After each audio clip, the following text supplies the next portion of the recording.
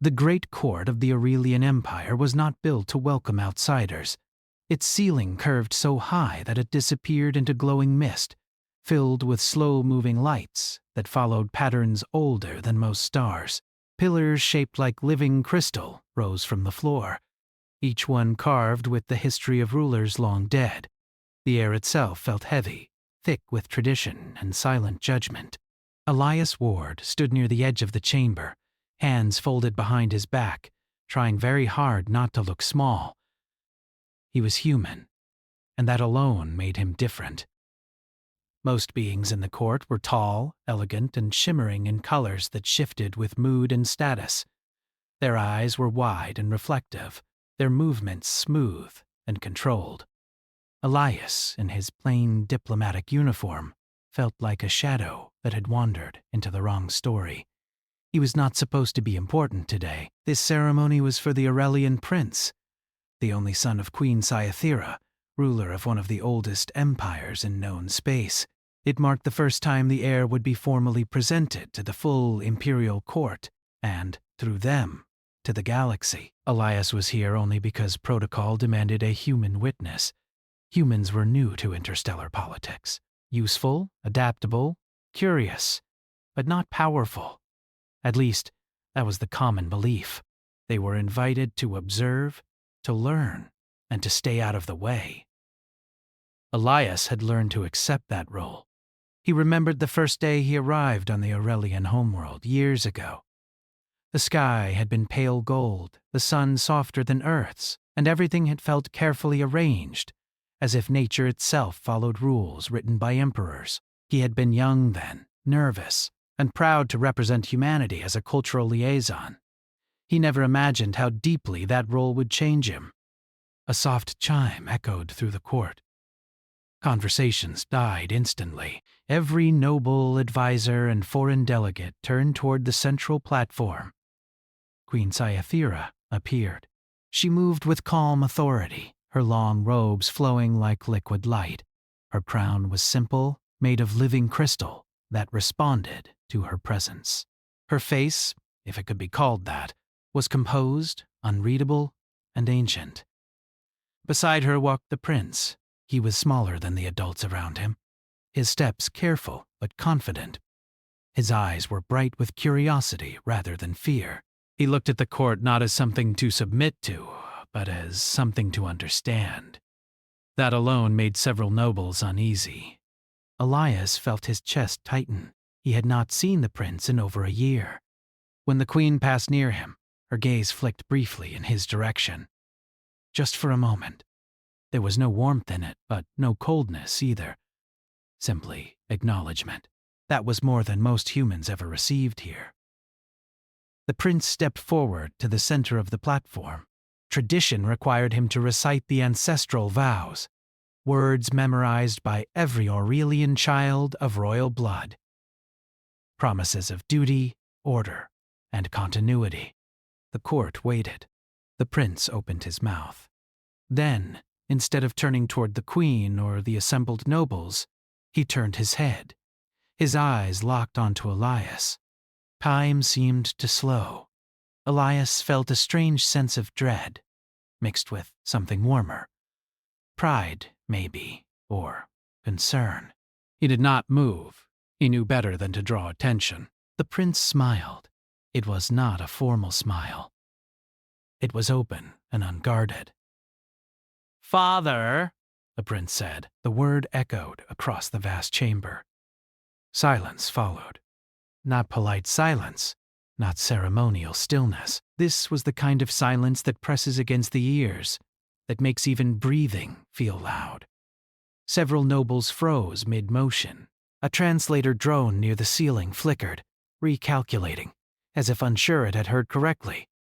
Elias felt the blood drain from his face. "Father?" He had never told the prince to call him that. He had never asked for such a title. He had never even imagined it might happen. He took a half-step forward, then stopped himself. Across the court, whispers began to ripple like cracks in ice. That word, impossible, human interference, blasphemy. The queen raised one hand. The whispers died instantly. Her eyes moved slowly from her son to Elias. For the first time, something shifted in her expression. Not anger, not shock. Calculation. Elias felt every gaze in the room turn toward him. Hundreds of eyes. Alien eyes. Ancient eyes. He had never felt more human. The prince continued to look at Elias, unaware of the political storm he had just unleashed. "You told me," the prince said clearly, "that names matter only if they are true, and that family is not only who creates you, but who stays." A sharp intake of breath echoed from one of the elder nobles. Elias wanted to disappear. The queen stepped forward, her presence commanding the space. "My son," she said calmly, "this is a formal ceremony. Speak carefully." The prince nodded respectfully, then gestured toward Elias again. "He taught me how to ask questions when answers are forbidden. He listened when others instructed. He stayed when lessons were finished." The silence deepened. Elias's mind raced backward through years of memories. He remembered the first day he met the prince, a small, quiet child, surrounded by attendants who spoke at him, but never to him. Elias had been assigned as a behavioral observer, meant to report on the effectiveness of Aurelian education methods. Instead, he had ended up reading stories. Human stories. Simple ones. Tales of explorers, thinkers, and families chosen, rather than assigned. Stories where strength came from understanding, not command. He remembered teaching the prince how to play simple strategy games, not to win, but to explain why he made certain choices. He remembered long conversations about stars, curiosity, and the idea that it was okay not to know everything. Most of all, he remembered listening. The queen turned to the court. "This ceremony will pause." A ripple of shock spread through the nobles. Such a thing had not happened in recorded history. She turned back to Elias. "Human," she said, her voice even. "Step forward." Elias swallowed and obeyed. As he walked across the polished floor, he felt every step echo with unspoken judgment. His mind filled with fear, not for himself, but for the prince. Had he caused harm without meaning to? Had his kindness crossed an invisible line? He stopped before the platform and bowed, as protocol demanded. "I did not instruct the prince to use that title," Elias said quickly, his voice steady despite the pounding of his heart. "If offense has been caused, it is my responsibility." The queen studied him. "You accept responsibility easily," she said. Elias nodded. Humans often do. A murmur moved through the court. The queen's gaze sharpened, not unkindly. "During your assignment, did you ever claim authority over my son?" "No," Elias said. "Never." "Did you teach him loyalty to humanity over the Aurelian Empire?" "No." "Did you encourage disobedience?" Elias hesitated, then spoke honestly. "I encouraged understanding. Sometimes that leads to questions." The prince smiled wider. The queen did not react immediately. She looked down at her son. "Why did you choose that word?" she asked him. The prince thought for a moment. "Because he was there," he said simply, "when I failed. When I asked things others refused to answer. When I was afraid to be wrong." The court shifted uncomfortably. Fear was not a trait Aurelians liked to acknowledge. The queen straightened. "The court will recess," she announced. "This matter will be addressed." No one argued. As the nobles began to disperse, Elias felt a strange mix of relief and dread. This was not an ending. It was the beginning of something far larger than him. The prince reached out, briefly touching Elias's hand before attendants guided him away. Elias stood alone in the vast court, the echoes of that single word still ringing in his ears. Father. He did not know what it would cost him, but he knew with quiet certainty that humanity had just been noticed and the stars would not forget it. The corridors outside the Grand Court felt colder than before. Elias walked slowly, guided by two silent Aurelian attendants. Their movements were smooth and respectful, but they did not speak. That silence pressed on him more than open anger would have. He replayed the moment again and again in his mind. Father, the word had been simple. Soft, honest, and yet it had shaken an empire. Elias was led into a smaller chamber filled with natural light. The walls were grown, not built, shaped like gentle waves. A single bench rested in the center. The attendants gestured for him to sit, then left without a sound. Alone, Elias finally allowed himself to breathe. He had known his time on the Aurelian homeworld would end someday. Human assignments always did. But he had expected a quiet departure, a report filed, a polite farewell. Not this. He thought of the prince, bright-eyed, curious, always asking questions no one else seemed to want to answer. Elias had never tried to replace anyone. He had simply been present. Was that truly so dangerous? Time passed slowly. The light outside shifted, marking the passing of hours. At last, the doors opened. Queen Sciathera entered alone. Her presence filled the room not with threat, but with weight. She did not sit. She stood before Elias, her gaze steady. "You are afraid," she said. Elias did not deny it. "Yes." "Good," the queen replied. "Fear means you understand the scale of what occurred." She moved closer. "My people believe influence must be formal, controlled, assigned. You offered none of that?" "I didn't think it was my place," Elias said. "That," the queen said quietly, "is what troubles them most."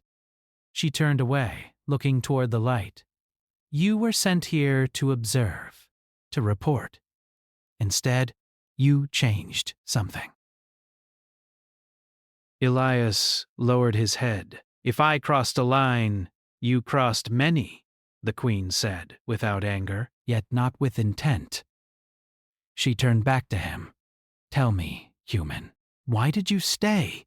The question caught him off guard. "I didn't want him to feel alone," Elias said after a moment. "I know what it's like to be surrounded by people and still feel unseen." The queen studied him carefully. "Among my people, solitude is considered strength. Among mine," Elias replied gently, "it can be a burden." Silence settled between them, not uncomfortable but heavy with meaning. "My son speaks differently now," the queen said. "He listens. He doubts. He asks why tradition exists, not only how to follow it." Elias waited. "These traits," the queen continued, "are not taught in our royal academies." "That doesn't mean they're wrong," Elias said. A flicker of something like amusement passed across her expression. "No," she said. "It does not." She gestured, and a translucent screen formed in the air.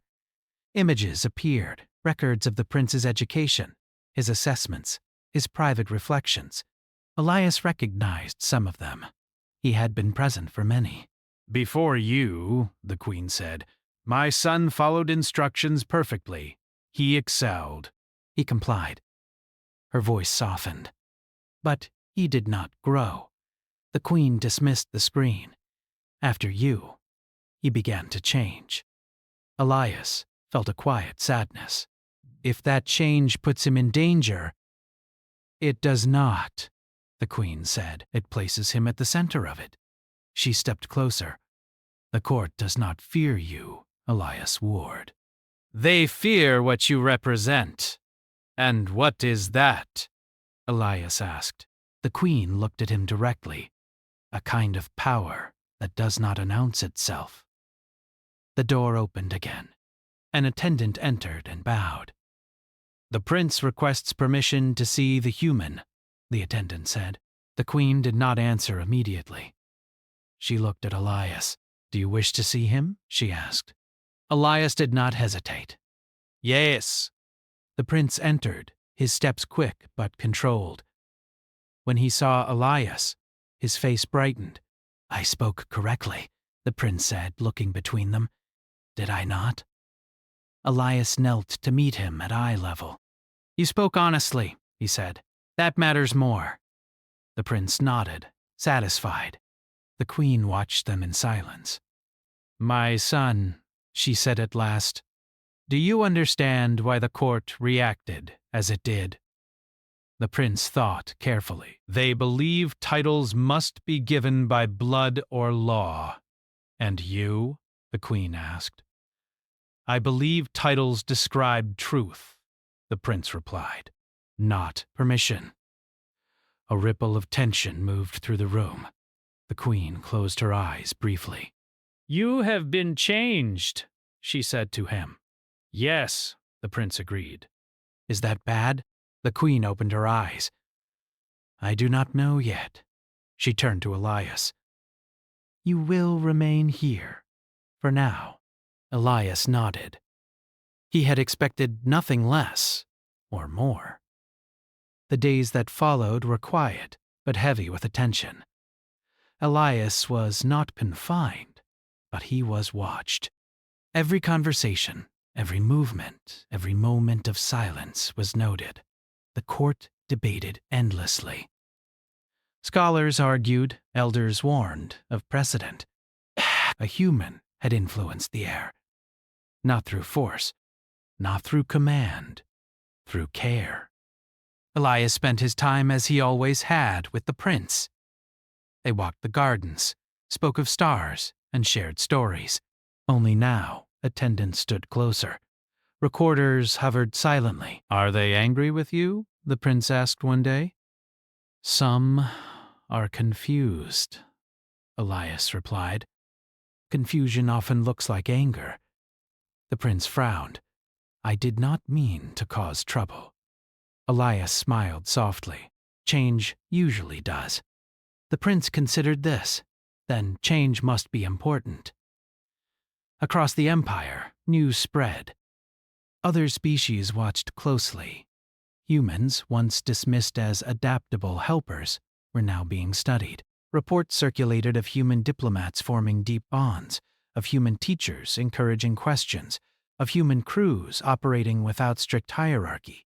The phrase human influence began to appear in official discussions, not as a threat, as an unknown. One evening, Elias was summoned again. This time, the chamber was larger. Members of the High Court were present, their expressions guarded. The Queen stood at the center. "We face a choice," she said to the assembly. "We may erase this influence, or we may understand it." Eyes turned to Elias. "You may speak," the Queen said. Elias stepped forward, heart steady. "I never meant to shape your future," he said, "but I believe your son will. And when he does, the question won't be whether humans changed you." He paused. "It will be whether you were willing to change yourselves." The court fell silent, not in shock this time, in thought. The Queen raised her hand. "This discussion will continue."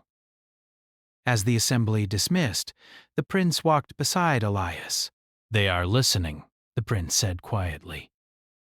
Elias looked at the ancient walls, the living light, the weight of history. "Yes," he said, "and that's how change begins." Far beyond the Aurelian homeworld, other empires watched the silence grow. Humanity had not spoken loudly. But the galaxy was starting to lean in. The Aurelian court did not sleep anymore. It paused, whispered, and watched. Every corridor carried quiet conversations. Every garden path held scholars debating ideas that once would have been dismissed without discussion. The empire still looked the same. Tall spires, glowing halls, perfect order. But beneath it, something had shifted. Elias felt it every time he walked. Eyes followed him now, not with dismissal, but with study. Some were curious, Some were wary. A few were afraid. Humans were no longer invisible. Elias did not like that. He preferred being useful in quiet ways. He had never wanted attention, but attention had found him anyway, carried on the voice of a child who had dared to speak honestly. The prince sat beside him in the observatory, staring out at the stars. Aurelian glass curved overhead, showing the slow movement of distant systems. The prince liked this place. He said it helped him think. "Ooh, why do they watch you like that?" the prince asked softly. Elias followed his gaze where a distant attendant pretended not to listen. "Because they're trying to understand something new." "Something dangerous?" the prince asked. "Something unfamiliar," Elias corrected. "That often feels dangerous at first." The prince was quiet for a long moment. "They say I am becoming unclear." Elias smiled gently. "Unclear is not a flaw. It just means you're still learning." The prince nodded, but his expression remained thoughtful. "They say a ruler must be certain?" Elias leaned back, looking up at the stars. "Certainly ends questions. Questions lead to growth." The prince turned toward him. "You ask questions even when answers are uncomfortable." "Yes," Elias said, "especially then." Elsewhere in the palace, Queen Cyathera stood before the high court. They were divided. Some elders argued that the human should be removed immediately, quietly reassigned to avoid further disruption. Others claimed the damage was already done and removal would only deepen suspicion and unrest. A smaller group said nothing. They watched. "The heir challenges tradition," one elder said. "He questions lineage, authority, and hierarchy. He questions meaning," another replied. "We taught him how to obey. The human taught him why."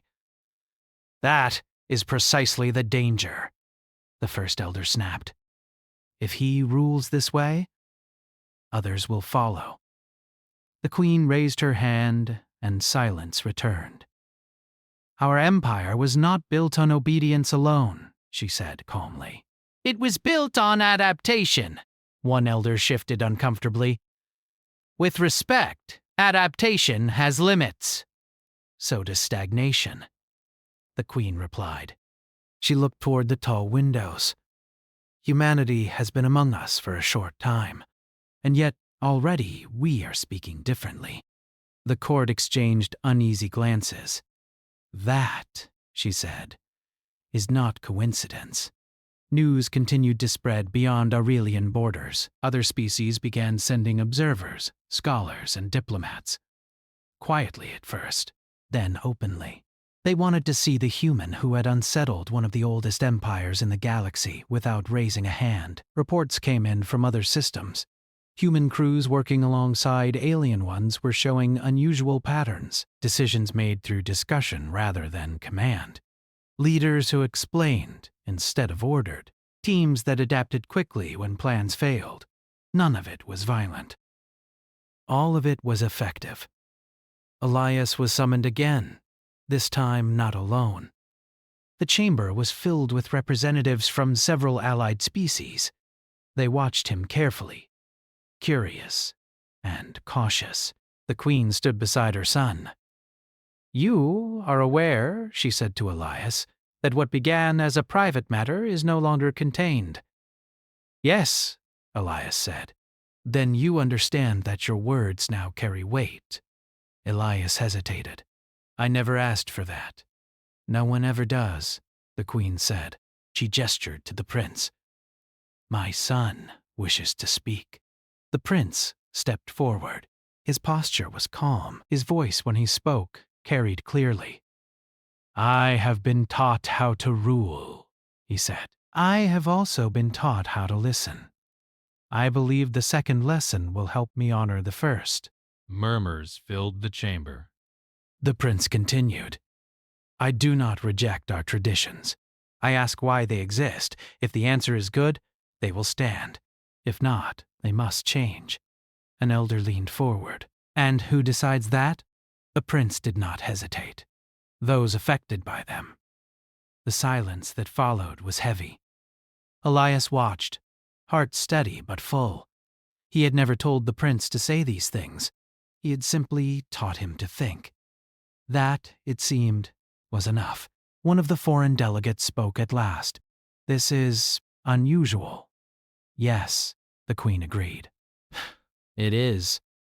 The delegate looked at Elias. "Is this how humans lead?" Elias thought carefully. "This is how we survive." The delegate tilted their head. "Without force? Without needing it?" Elias replied. The meeting ended without resolution. But something had changed. The question was no longer whether the human influence existed. It was whether it could be undone.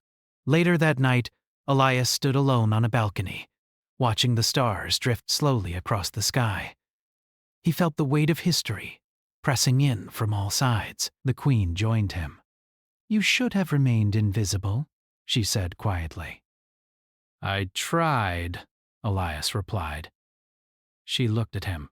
"If my people reject this path, they will reject you." "I know," Elias said. "And if they accept it," she continued, "they will never be the same. Neither was humanity, once we learned to question ourselves."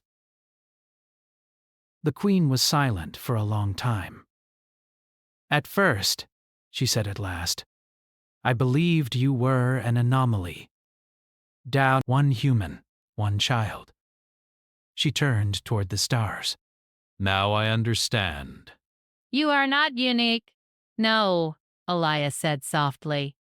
"I'm just typical." That answer unsettled her more than any bold claim could have. The next day, the prince was invited to address the academies. Students, scholars, and future leaders gathered. Many expected ceremony. Instead, the prince asked questions. Why did some voices matter more than others? Why was failure punished instead of studied? Why was care considered weakness? The academies had no easy answers. Across the empire, young Aurelians began to talk differently, to listen differently, to wonder.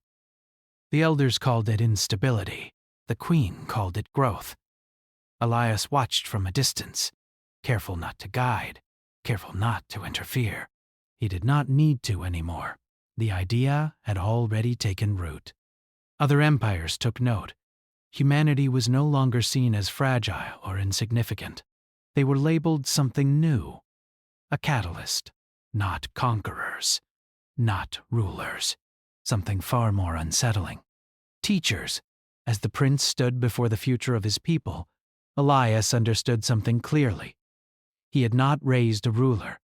He had helped raise a question, and the galaxy was about to answer it.